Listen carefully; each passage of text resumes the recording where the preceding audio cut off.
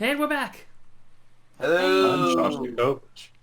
All right, we're back. Lee. Oh my god, Harrison, shut up. And we're trying to get through Monday and actually start Jenna's route for finally. Yay. Yeah River wait. feeds Emma Lake from the north. It's a farther drive than the lake itself, but it does have a few nice clearings along its edge. One of them has a few benches and a rusted to hell public grill that I'm sure no one has used since decades.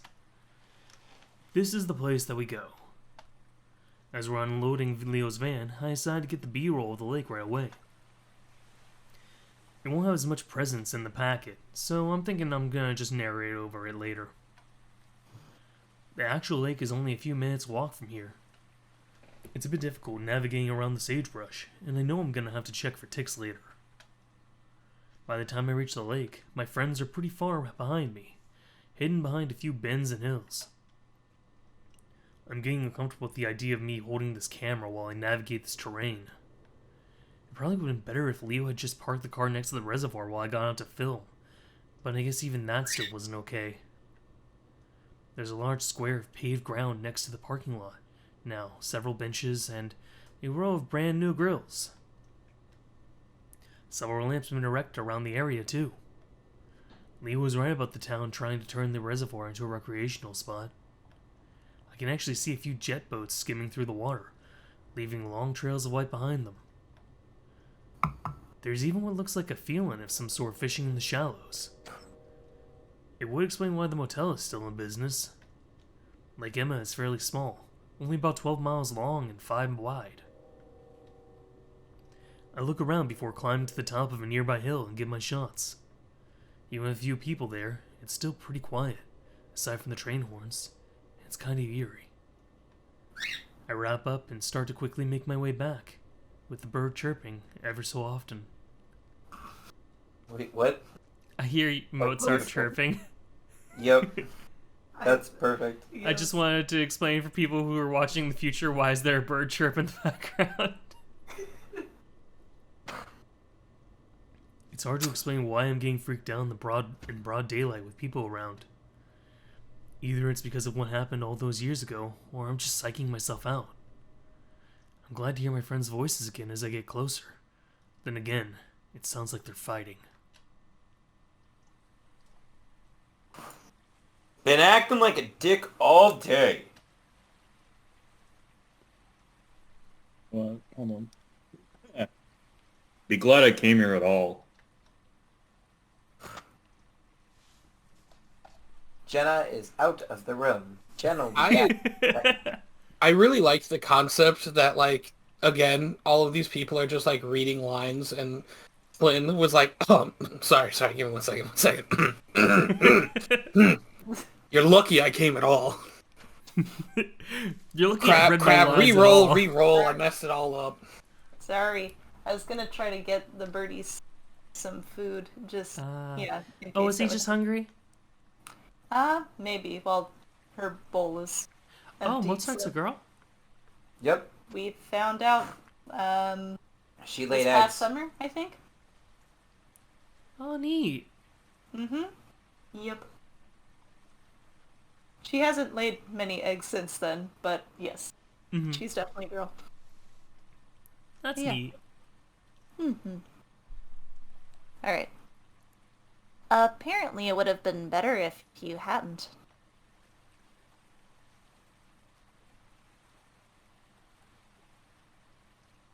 Maybe I should just fucking leave then. It sounds a lot more serious than our usual squabbles, so I quicken my pace. They seem to quiet down a bit once they see me coming. DJ's off to the side, looking in over the river, occasionally throwing a rock into it. Carl sits in a long chair, one of 6 that had been set out in a semicircle. He has his chin on a fist as he lazily stares at me. Jenna and Leo both stand next to each other, looking at Flynn, who's got his back turned, rummaging through the cooler. Hey, what's wrong? Leo sighs. Nothing. You got your film? Yeah, got it. The silence is still awkward, and I have no idea what the hell to do with myself. I finally realized I'm still holding the camera and decided to put that away. Hey, I'm gonna go for a quick swim. Haven't been in the water in a while. When we first got here, I was completely disappointed to find out that the motel didn't have its own swimming pool. Being an otter, I usually like to swim at least once a day, if not more. It's been 3 days, and I'm feeling antsy as hell for it. I do find that fascinating that Chase talks about how he gets anxious when he doesn't swim, and then he never swims in, like, any of the routes after this. Oh wait, no, there's Carl's route. He gets in the lake, and then almost drowns. Yeah, no, the next time he goes swimming, he usually goes swimming in the lake because he gets yeeted in there, or that's what causes the hysteria. Yep. Yeah, now I'm thinking about it, the next time Chase gets into a big body of water, something terrible happens in most of the routes. In Carl's route, it's that he goes and basically nearly drowns, and like that starts up the hysteria. Leo's route, that's when the car gets yeeted into the lake. TJ's route, that's when he that's the finale of TJ's route. Oh god. Flynn's route, once again, that's when they all get yeeted into the lake. So,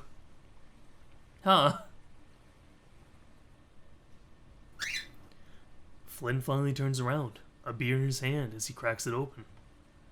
It was true that he'd been acting a bit strange today. He'd held the entire trip up by a few hours, and when he finally shown up, his eyes were bleary, and he seemed sluggish, like he'd been up all night. When we asked him if he was alright, he brushed us off.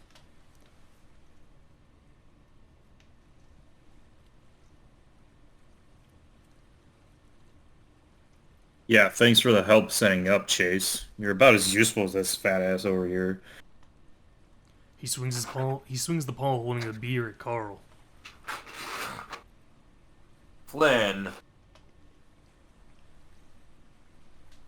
So enjoy that swim while I set everything out. So sweet, maybe we should mute.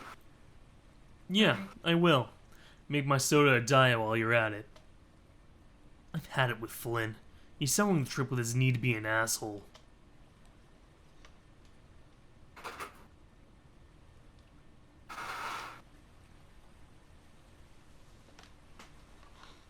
Oh my gosh.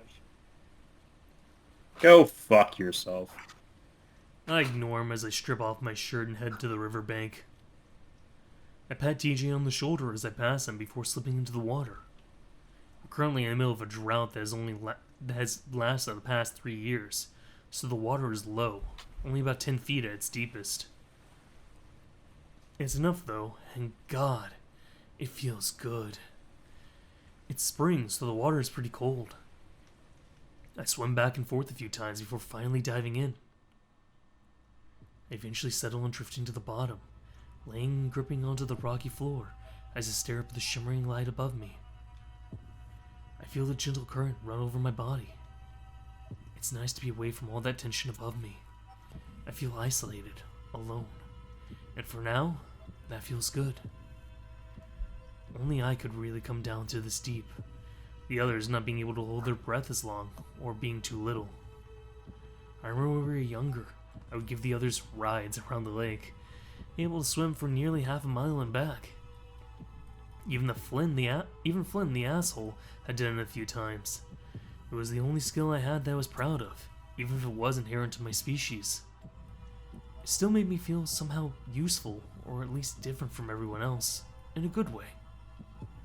I always felt like the odd one out in the group, as strange as it sounds.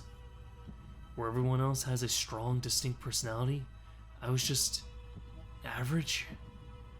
Sometimes I wonder if they were just my friends with me, because we all had to be when we were younger. This whole trip has kind of forced me to think back on all the memories I have of this place, and my friends. They were always doing the cool things, being different, while I just sort of blended into the background. Even then, I wanted to do something, to stand out somehow. That's what I'm trying to do here, I guess. It's been about 7 minutes, and I only know that's because that's about as long as I can hold my breath. I decided I should go back up and help out, so I slowly let myself float back up towards the surface, trying to stay in the same spot. When I surface, it's pretty quiet. For a second, I wonder if everyone is just gone. Of course, that's ridiculous, and as I come over to the embankment, everyone's there. Predictably, Flynn didn't get my food out, so I go to the cooler and grab a sandwich and soda before sitting in an empty chair next to Leo.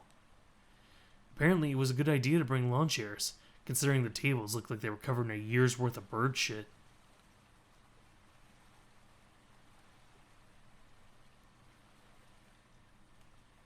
How was the swim? His tone is bitter and salty. Oh, who just joined? Oh, well, who just left? It was Samuel. Samuel.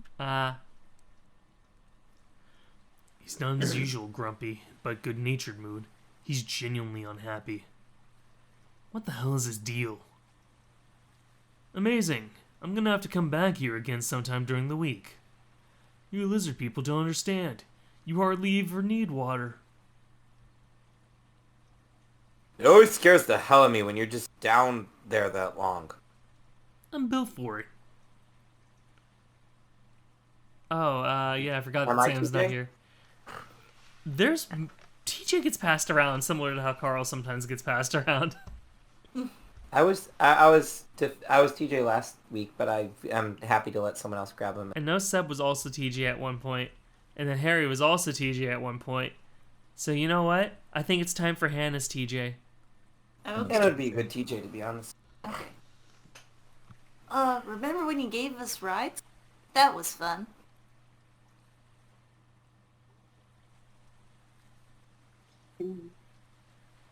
Matt? Hmm? Carl's line. Oh, sorry. Remember when you'd always scream like a girl? This would go too far out. Oh, wow. I remember that now. Hey, I've never really liked water. Anyway, Chase would do it on purpose.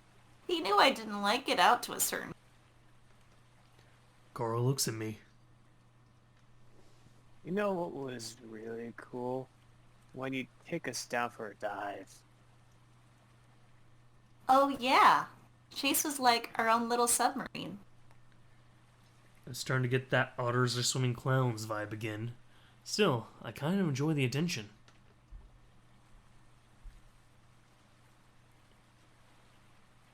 We'd get you to take us to the bottom so you could look for treasure. Leo made air quotes around that last word. And you know, we probably would have found way more stuff if you guys hadn't been dragging me down. I remember when... Are we really fucking talking about this? Everyone turns to look at Flynn. His voice is low and dangerous. There's a chill in the air because we all know what he means. I was actually feeling pretty good about it at this point. Like we crossed a bridge, being able to talk about it for once. Apparently we hadn't. Flynn. No, I'm serious. Do you think it's okay to fucking talk about this when the lake is just a quarter mile that way? You know what, Flynn? I think we should. Isn't that part of the reason why we're here? No! If that were the case, we'd be over there, but we're here, and why is that? Everyone's quiet for a moment. I see TJ shrink into his chair, staring hard at his lap. Flynn, we came here because Chase needed footage. A change comes over Flynn. His face darkens, and everyone senses it. Flynn turns to me, and it takes some effort not to flinch back. Yeah, and why's that, Chase? You gonna put that in your fucking documentary? No, the lake is an important part of Echo's history. Just what? Flynn raises his brow ridge at me, and I just lower my eyes. This was a stupid fucking idea. You know what, Flynn? If you'd be a little more open, tell us what's on your mind. We'd be able to avoid a lot of kind of stuff. Hannah, could you speak a little bit more into the mic? Okay. Oh, you wanna know what's on my mind? Flynn swivels and marches up to Carl. Alright, let's start with you. You're fat, lazy, no motivation, no future. What the hell are you even planning on doing with your life?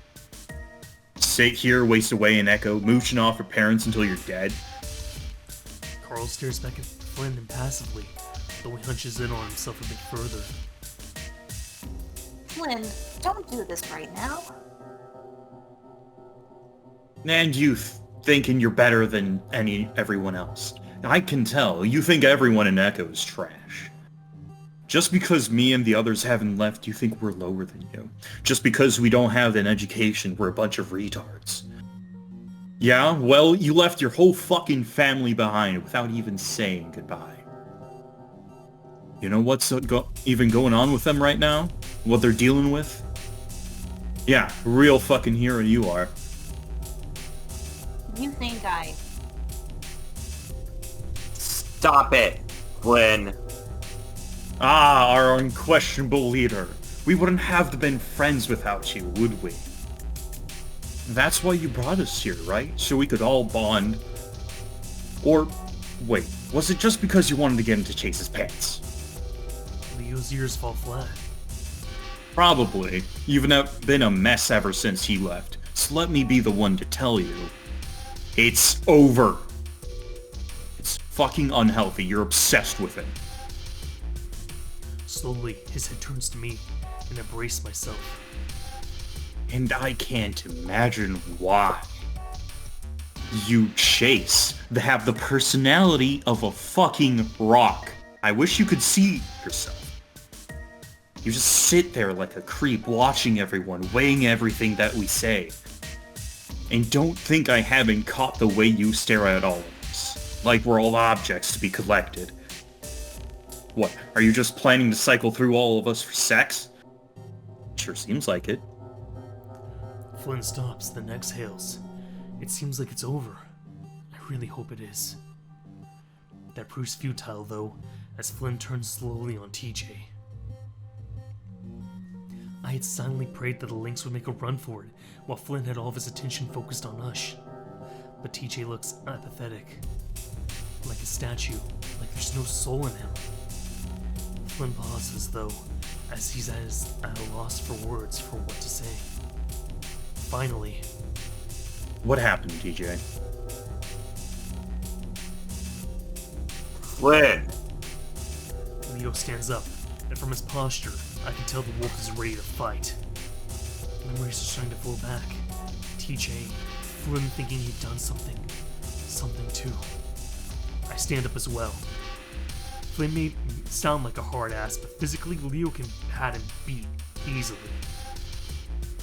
Flynn can obviously tell that he might have a fight on his hands, though. It's clear he doesn't want that. He drops his shoulders, seeming to shrink, as if invisible strings that had been holding him up were cut. He turns to us, then gestures at TJ. I just want the truth. Can we just put a stop to this today, right now? I don't think you know how much of a nightmare this has been for me, not really knowing TJ. TJ stares up at Flynn, and muzzles it grimly. What happened, Sydney? It's dead quiet. TJ stares at his lap, not moving. Come on, let's... Flynn holds up a hand towards me, still staring at TJ. Slowly, TJ looks up. His face still stoic, still made of stone. I already told you what happened. Bullshit. Flynn steps forward, but Leo's there to grab the back of Flynn's shirt and swings him around. I dodge out of the way as Flynn's flung back into the land on his ass, kicking up a big cloud of dust. Yeah. Flynn, I swear to God, if you start a fight here, I'll drop your stupid ass. Everyone except TJ is standing now, staring at Flynn. Flynn sits there, glaring up at Leo, obviously weighing his chances. He seems to come up short, though, as he spits to his side and stands up, brushing off his pants as he turns away. You're all fucking okay with not knowing? Fuck all of you. He turns back around, hands in his pockets, a bitter look on his face. So, thing was stupid, Leo. We're not even friends anymore. Flynn scuffs the ground before turning and walking towards the trail that goes back to Echo. God damn it, Flynn. Fuck off. Flynn keeps walking, and it's pretty clear that he isn't coming back. I raise a paw and rub it over my eyes. What was he doing? He's a passionate guy that will sometimes just explode with all of his insecurities before running away and hiding for a few days. He skewered all of us like that before. That was classic Flynn. But he was especially mean. Dark. And the part with TJ, I vaguely remember Flynn having some sort of suspicion. That had been a long time ago. Had he been sitting on that this whole time? I look to the left and see that TJ's gone. Carl's still sitting down. Now it looks like he's pulling out a joint. Leo's walking off down another trail, cursing while Jenna follows him. I stand there, next to my chair, undecided. Alright. Now we go we follow Jenna and Leo. Jenna and Leo. So, I want to point out a fun fact about this scene. The big thing that I want to point out is with both TJ and Flynn's routes, I came to realize that if you do approach them, you actually are given the option to back out of both of them before you even actually start and go for someone else. Huh. But you don't get that option with Carl. And then if you go for Jenna and Leo, it just the only real choice is, do you go for Leo or do you go for Jenna? Interesting. So I think I do find it interesting that they did set the system up like that. Maybe. Is it because... It's because you're starting to be controlled. Well, or maybe it's because, like, they only have the one ending for each of them. Yeah, I kind of wonder if that's why. Because, yeah, both I TJ feel like and it might Flynn, be. Yeah, like, I guess it's like giving you an out in case, like, you really find you don't want to really broach this, because both TJ and Flynn are heavily about what happened to Sydney. Like, there's no doubt about that. Either way.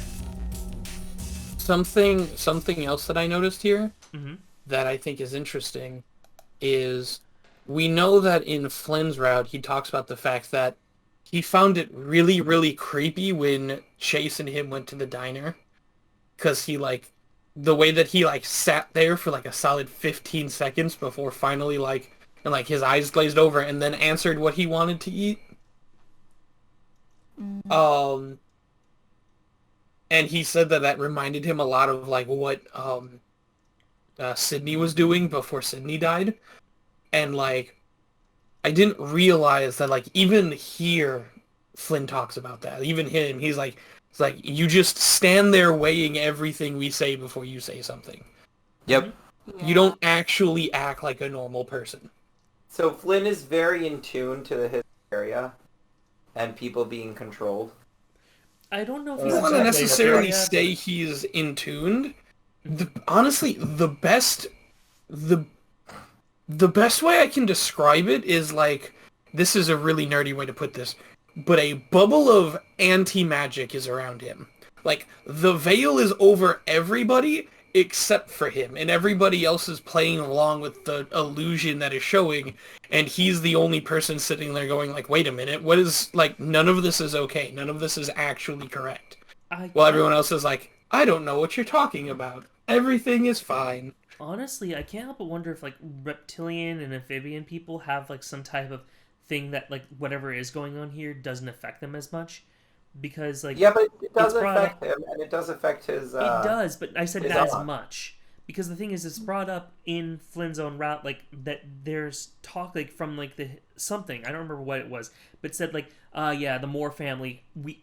just fucking is the worst. I hate having to deal with these assholes. They keep fucking with what my plans are, essentially. From Yeah, no, something. in TJ's route, the hysteria tells Chase that the Moore family have always been liars.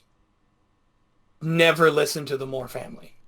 And in in Flynn's own route, I remember there's something where, like, essentially along the same line where it was like, God, I hate the Moors. They suck. And then there was Something also... else that I think is interesting is even in Flynn's own right. I mean, granted, we talked about this before, Alan, about the fact that Flynn managed to realize almost instantly, wait a minute, what I just did was not right. That was not fully myself. That was kind of like what was happening to Chase, right? Like, he was able to recognize it instantly. And at the time, we correlated that to, well, it's because of the fact that, like, he's so much older, so he knows himself already. But what if it's not? What if it's because of the fact that he's just naturally more aware of what happens around him with this stuff, so he's immediately able to be like, wait a minute, something's here and it's not supposed to be. I could see that.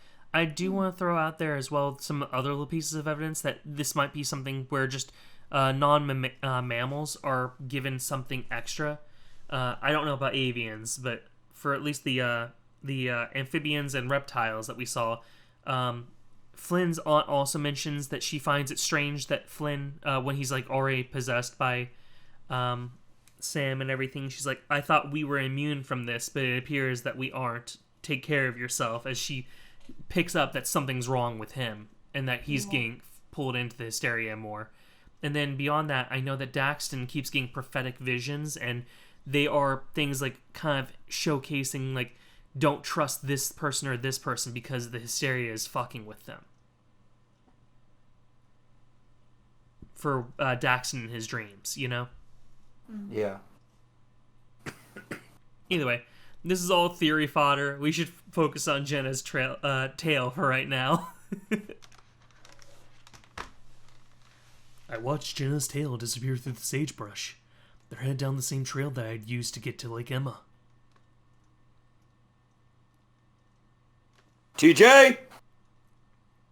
TJ did seem to head off in that direction while we were fighting, though I can't imagine he'd go to the lake. I should go with him to help find the lynx. I'm also a little worried about Leo. It's been a long time since I'd seen him that pissed. When I get there, I find Leo leaning back with his rear up against a big boulder on the shore. Bittersweet memories flood in. That rock is almost as much of a staple of my childhood as the actual lake is. It's weird like that. Every memory I have of this place is dreamy and gold-tinged, but always has a hint of sadness about it, no matter what the situation was. Oh, I just remembered something I want to bring up earlier from the lake scene. If you guys are, or not lake, the river scene, if you guys are okay if I bring that back up. Sure. This is not something for the story, but this is more for the writing of the game. Do you think Sydney was always meant to have been an otter?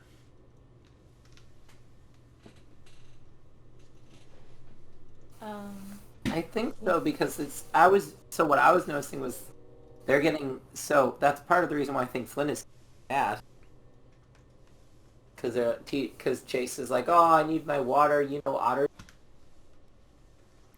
Maybe, but the thing is, like, I don't think that's the reason for it. Like, he's more mad because they're so close to this thing that had hurt him so deeply, and they aren't going to talk about it. My reason for why I'm bringing this up is Chase was talking about how being an otter and being able to go into the river was the only thing that made him special in his mind. But if Sydney was originally written to be an otter, that wouldn't be true, and there really would be nothing special about Chase. Until Sydney died. Huh. That's why I had to, get him out of the way.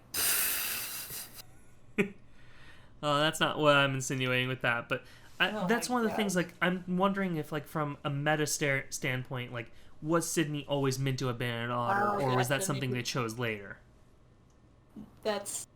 Yeah, I could potentially see that. Maybe they thought they were going to make him into another, but then they're like, yeah, we'll make him an otter.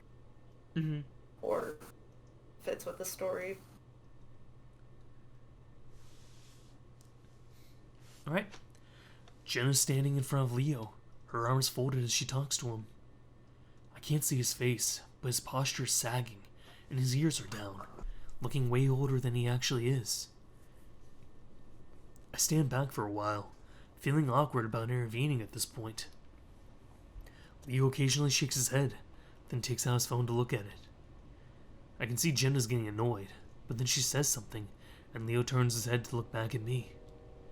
I seize up for a second, but Jenna is beckoning me with her paw while Leo isn't looking. I start stumbling over the rocks towards them as Leo looks back down at his phone and Jenna starts walking towards me. Just talk to him. He'll listen to you. But And no, we're gonna stay with you anyway, Jenna. Yeah, I do find it interesting that Jenna's actually trying to push you onto the Leo route, which makes it feel almost like that the Jenna route. Like, this is the other thing I find interesting, is the river scene, Jenna doesn't have her own branch on its own. Her branch is shooting off of Leo's. Yeah. Yeah. Indeed. Indeed, That she kind pushes you of- to Leo's route. That honestly, that kind of relates a lot to how Jenna's route feels. Because Jenna's route feels like it's taking a lot of every other route and, like, making a better version of it sometimes. I was honestly going to say that Jenna's route feels like it should be Leo's route, but Chase does his best to make it not so. like every time there's something where it's like, ah yes, let's go on to dealing with Leo, Chase is like, no. Ah, I hadn't thought about it that way, but that kind of also checks out. Alright. I look towards Leo, hunched forward, ears down, looking like an angry gargoyle perched on the ledge of a church. Hold on, Jenna. I turn back around to face her. I look back over my shoulder at Leo, watching his ears flick towards us. I think Leo wants to be left alone. Jenna folds her arms and looks past me. You sure? I thought you could get him to calm down. I look at Jenna for a while, realizing I'd rather just talk to someone more collected, rather than a big angry wolf. Yeah, Ouch. I'm sure. Well, all right. Should we head back then? Okay. As we start disappearing into the sagebrush, I look back in time to catch a glimpse of Leo looking over his shoulder. I look back down at the ground, wondering if it would have been a good idea to at least tell him that I felt like he needed time alone. I noticed Jenna looking around, her huge ears perked up wide like sails. What are you looking for? TJ. If it was up to me, I'd be leaving TJ alone as well, but Jenna always worried about him. I followed her through the brush in silence, unsure of what to say. So, why didn't you hang back with Leo? I move along with her for a while, thinking it over. 'Cause I like my legs. I mean, you shouldn't say that in the Leo voice. Leo really does not like those legs. I don't know. When he's in a bad mood, he's really only good for a fight, you know? As I said, 'cause I like my legs. I catch up and start walking alongside her, since I was starting to taste the dirt being kicked up by her feet. Yeah, thought it would be a good idea to let him cool down for a bit. I sort of envy the way she's dressed right now, with her short shorts and tank top. Jeans don't exactly breathe well. I finally start to see her picnic again. Carl's sitting in the lawn chair, his head hanging over the back and smoke wafting around him. Jenna stops and put her paws on her hips, looking around. Where do you think he went? There aren't many places he could have gone. Her eyes seem to settle, and I follow her gaze to a clump of brush and trees next to the river.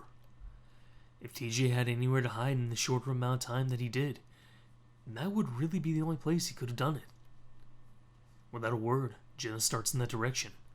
I tag along awkwardly, kind of feeling like I'm invisible to her right now. As soon as we break through the brush, we spot TJ. I watch as Jenna immediately goes to his side and sits down. TJ's ears perk, but otherwise he doesn't look up. After a while, Jenna wraps an arm around TJ's shoulder. I can see him bristle for a second, and Jenna says something to him I don't quite catch. Finally, he leans in and hugs her, and I can hear him sniffling. I'm starting to feel like I'm intruding, and I start to back away. But Jenna sees me and jerks her head. Where are you going, Chase? Come here. TJ pulls back from Jenna and starts wiping at his eyes. Since you're now Jenna, and Jenna's gonna be important, we should probably hand TJ to somebody who's not gonna be talking for a bit. So, Seb, DJ, which one of you wants it? I want TJ. I like TJ. TJ my baby. Seb, you gonna just let that happen? Wow. He said he volunteered, so... Wow. What? Oh, well, Harry, you throwing your hat in the ring? No, I'm not, but just wow. For what? Didn't even bring me up as an option. Wow. You're just not important. You're just not as went important as I am. What can I say? You literally started like, oh, and the person who hasn't had a lot of lines this entire time. I thought you were gonna say him too. Sebastian. Oh, you're right. I'm sorry. TJ. Harry, you were right. Matt, would you like to be TJ? Oh my god. You do not have to say that. Unmute myself. I'm kidding with you, Harry. From my memory, you did not like voicing TJ last time, but if you're okay with voicing TJ, you can totally have him. No, I don't like voicing TJ. So yeah, that's why I didn't offer it. You're like, I It's the don't like stink voicing- about not being chosen. Doesn't want to get chosen. I was gonna purposely deafen myself if I was volunteering to voice TJ. Oh wait. Was it me? Oh, yeah, it was you, DJ. Okay, cool. Your line was I didn't Chase. want to enter controversy over there. I was gonna let people, fight it out. No, this is the great TJ debate of 2023. Your line was Chase, though, just so you know. Chase. It was question mark, like, you're here? Type of Chase. Chase? Chase? Yeah. I feel like TJ would be embarrassed to have me around, and he probably is. But Jenna's pretty insistent, so I move forward to stand next to them. I was just telling TJ about the time we used to float the river on the old inner tube. I smile and sit down next to Jenna, stretching my legs out. Do you remember that, Chase? His voice is strained and a little crackly. Let me try that again. Hold on. I can't bring the line back. No, but I got it. Oh wait, no, I can. I just remembered. It does work that way. Do you remember that, Chase? Actually, okay. His voice is strained and a little crackly, but he seems to have things under control now. Do I? Always thought it was ridiculous to use one of those things when you could just float on your back. Well, sorry we're not all living floaties, Chase. We sit there for a while, and now it isn't as awkward. I feel like if it were just me and TJ, things would be a lot more tense. Jenna has a way of making things feel natural and easy. It's like your confidence is a shield to all my weird, awkward stupidity. I hear TJ shift and sniffle as he wipes his face again. I'm sorry, guys. I didn't mean... Nope. You stop right there, TJ. He does stop. It's hard not to when she has a tone like that. Flynn is an absolute dick. Never let him affect how you feel about things. He only thinks about himself and how he feels. Right, Chase? I feel like this is just a little bit unfair to Flynn.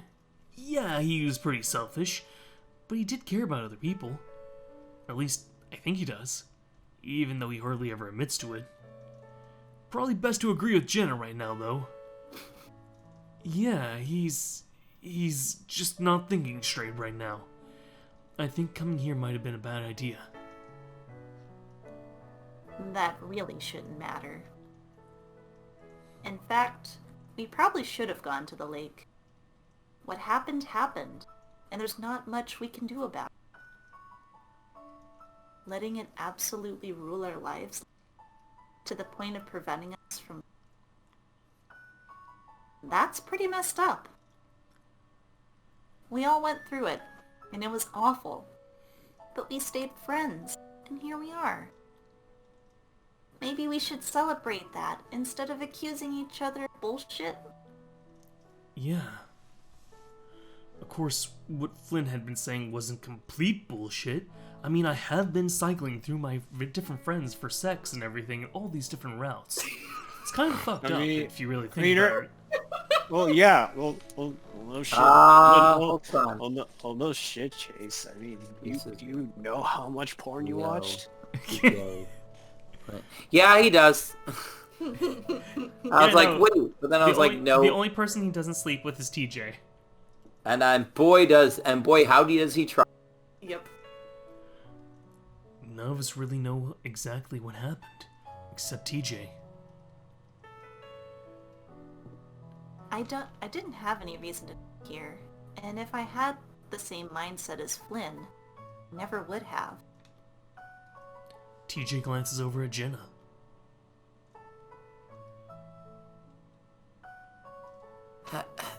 How are things with you and...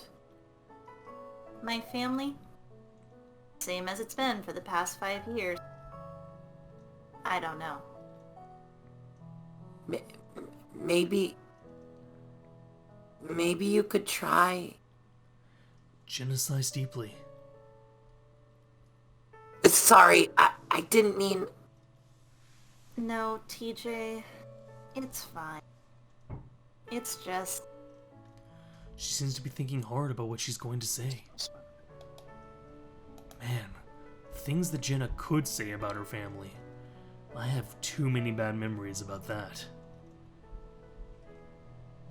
That family is completely broken. Like, there's no fixing it. Going back there would just mean trouble. I've learned my lesson.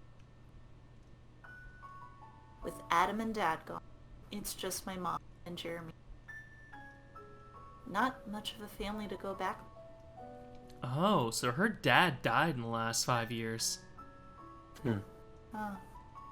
Because I know her brother Adam, I think he died before she left, because she doesn't mention him in Runaway, but I do remember her mentioning her dad.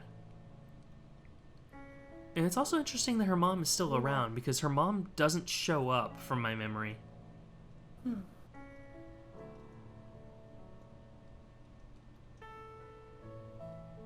Has your dad not...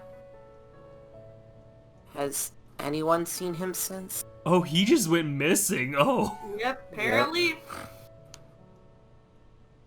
As far as I know, no. But I wouldn't really care if he's back. I don't know if this was in the original, 1.0 version. I feel like this was added for, the 1.1, but maybe it was there originally. Huh. Yeah. I don't like it. remember We're getting this a stuff. lot of backstory on Jenna. And if he really is missing, well, Mom never filed a missing persons report. Guess. I'm... sorry. Why? You're not the one that messed it all. TJ looks away, his ears down. Jenna sighs and puts an arm back around TJ's shoulders. And here I am, bringing everyone down. Point was to make you feel better. Chase, remind us if something happened. I jump, then scramble after being put on the spot. Remember when we called it Yee-Yaw River? I remember when you called Chase. You had a bit of a speech impediment back then. Yeah. I remember that. It was kind of cute. It's quiet for a moment. Then Jenna gives TJ a little nudge. So, how's school going, TJ? It's not bad. I got accepted into the athletic training program, which is really cool because they're really selective. I think I'm one of 20 that they chose. Wow, that's fantastic, TJ. TJ smiles. though he's still looking at his feet. Thanks. Hey, but you got into Weston. I did. I furrow my brow with that. Hey, come on. Weston is like the stereotypical best school in the country. She looks over at me and smiles. I wonder if, like, Weston's, like, either Princeton or Harvard. It's gotta be something like that. It's basically Harvard. I bet. Probably. She looks over at me and smiles. It's great, I know. Just a lot of stress. Sometimes I'd like to get a break. That was a little surprising to hear from Jenna. Usually she was so energized and had a get-her-done attitude about almost anything. That's why I assumed she got into Weston in the first place. Maybe you should take a break then. It's kind of up to you, isn't it? Just because I want it doesn't need it. Hey, Teach, weren't you wanting to go hiking while we were here?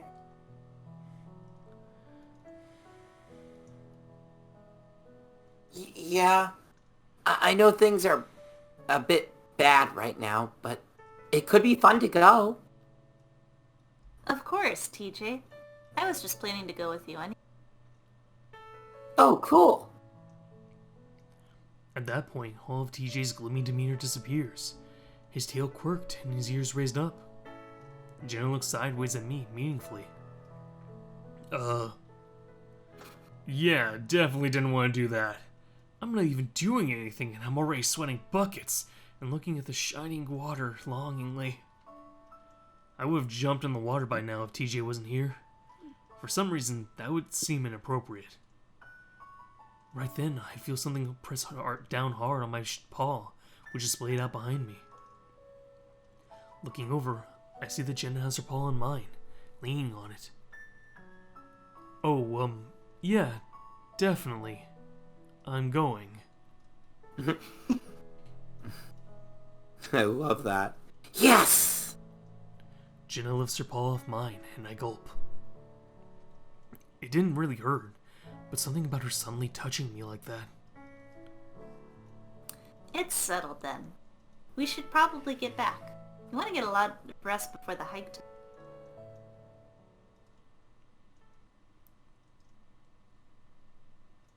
And that was Monday. We did it, guys. We got through. Yay! That's the most happy ending to Monday of all the friends, too. Carl's isn't that bad either. I guess Carl's isn't that bad. Yeah, with Carl's, you kind of have a goofy about the thing is, being, like... all the Mondays don't end that badly or anything like that because, like, you make plans with the person that you pursued. I think Jenna's is, like, the best off because most people seem to be happy because you get both Jenna and TJ perked up. Yep. And, you pass, what's his name? Carl, and he seems okay. Well, Carl The only people he pissed off are Flynn blazed, and, so... He what? Carl blazed it up and everything on his own because, you know, he was having a lot of self-esteem issues after He's like, this is awkward. Said, you're amounting to nothing. He was like, this is awkward. I'm gonna smoke some more pot. I don't even think it was about it being awkward. It was about, I This guess I is am gonna be a depressing. piece of shit. Yeah, this is depressing. Time to go smoke a joint. Mm-hmm. Huh.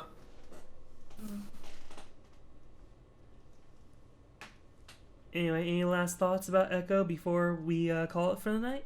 It was... No. was Monday. What's cool is we haven't been seeing the best of Jenna and all the other rounds. Like, we haven't been seeing her be awful, but she's been kind of commanding because she's often, like... She controls situations, and she's even controlled Chase here. But she's doing so lovingly, and she's always been doing so lovingly, but now we get the, like, nicer version of it, if that makes sense. I can get that. Because, like, she controls Leo, she often pushes Chase around, and she is still pushing Chase around. Picture. Yeah, she's pushing him around in a nice... She's pushing him around in a nice way, not in a...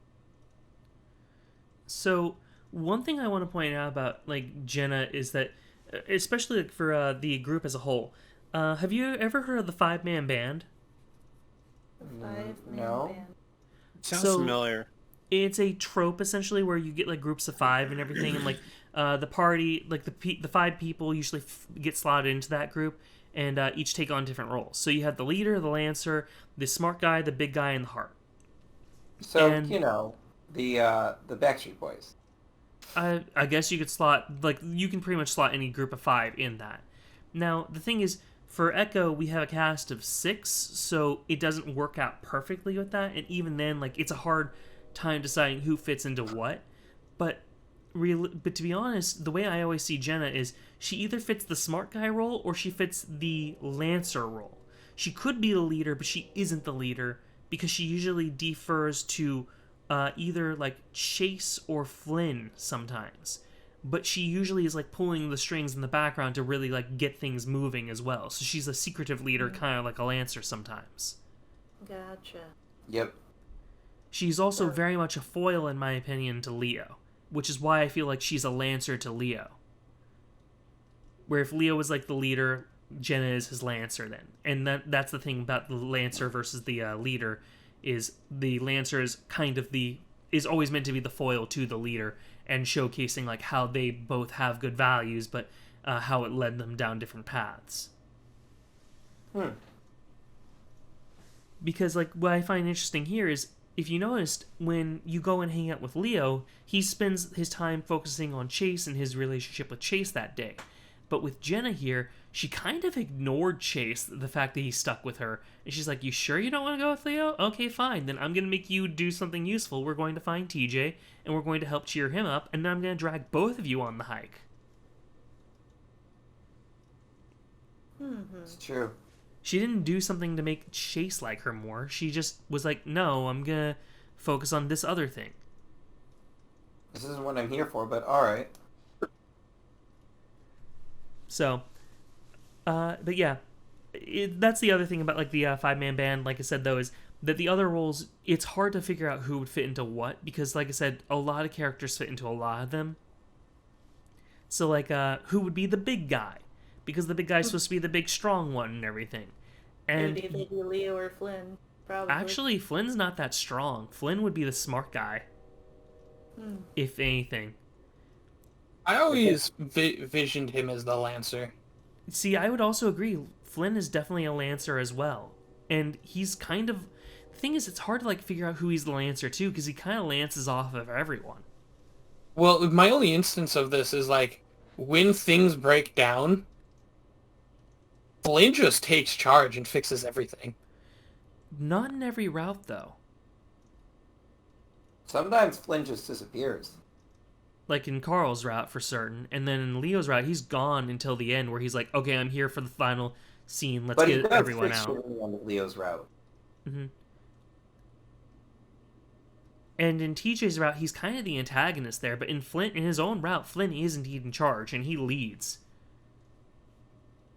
If anything, like I in mean, Flynn's the route, he's the antagonist leader with in- like Daxton as his lancer. I mean, the antagonist in TJ's route is Chase, right? No, technically Chase is still the protagonist. Protagonist doesn't mean hero, it just means the person that we're following. Antagonist is the character that basically acts as an opposition to the protagonist. Yeah, I think of it as the one who goes through the catharsis. Yeah, but Flynn doesn't really get catharsis in TJ's route, so...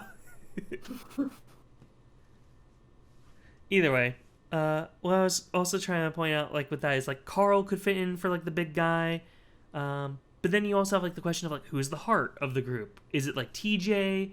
Because I can't really think of a better role for TJ, or is it, like, Chase, you know? Yeah. Either way. Any last thoughts before we call it? No. No? No. Alright then, say goodbye, everyone. Goodbye. Bye.